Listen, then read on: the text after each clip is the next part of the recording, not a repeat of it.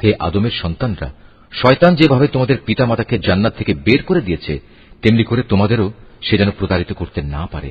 শয়তান তাদের উভয়ের দেহ থেকে তাদের পোশাক খুলে ফেলেছিল, যাতে করে তাদের উভয়ের গোপন স্থানসমূহ উভয়ের কাছে উন্মুক্ত হয়ে পড়ে।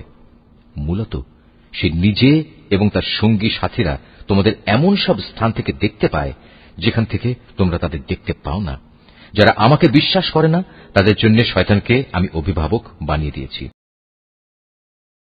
অবস্থা হচ্ছে, তারা যখন কোনো অশ্লীল আচরণ করে তখন তারা বলে, আমরা আমাদের পূর্বপুরুষদেরও এর উপর পেয়েছি, স্বয়ং আল্লাহ তাআলাই আমাদের এর নির্দেশ দিয়েছেন। হে নবী, তুমি বলো, আল্লাহ তাআলা কখনো অশ্লীল কিছুর হুকুম দেন না।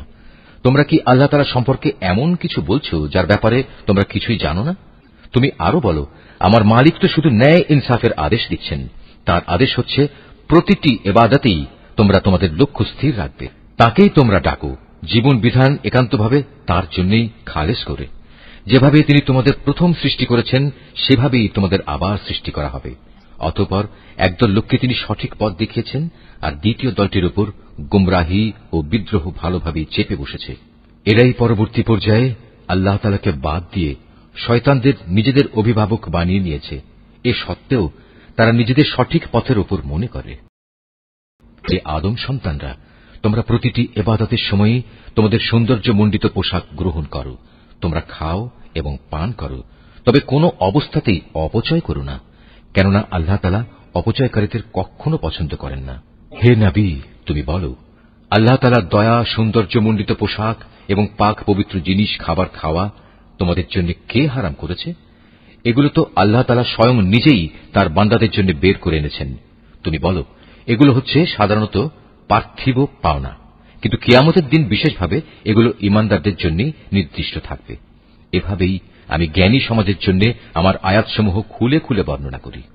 তুমি এদের বলো, হ্যাঁ, আমার মালিক যা কিছু হারাম করেছেন তা হচ্ছে যাবতীয় প্রকাশ্য ও অপ্রকাশ্য অশ্লীল কাজ এবং গুনাহ ও অন্যায়ভাবে বাড়াবাড়ি করা।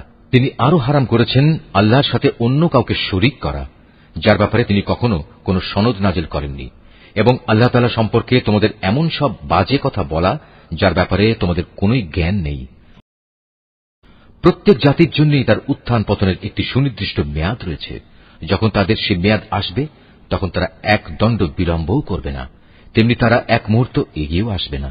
হে আদম সন্তানরা, শুরুতেই আমি তোমাদের বলেছিলাম, যখনই তোমাদের কাছে তোমাদের মধ্যে থেকে এমন কোন রাসূল আসবে যারা তোমাদের কাছে আমার আয়াত পড়ে শোনাবে, তখন যারা সে অনুযায়ী আমাকে ভয় করবে এবং নিজেদের সংশোধন করে নেবে, তাদের কোনোই ভয় থাকবে না, তারা কখনো দুশ্চিন্তাগ্রস্তও হবে না।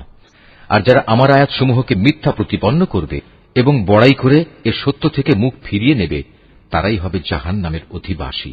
সেখানে তারা চিরদিন অবস্থান করবে। যে ব্যক্তি আল্লাহ তাআলা সম্পর্কে মিথ্যা রচনা করে কিংবা তার আয়াতকে মিথ্যা সাব্যস্ত করে, তার চেয়ে বড় জালেম আর কে?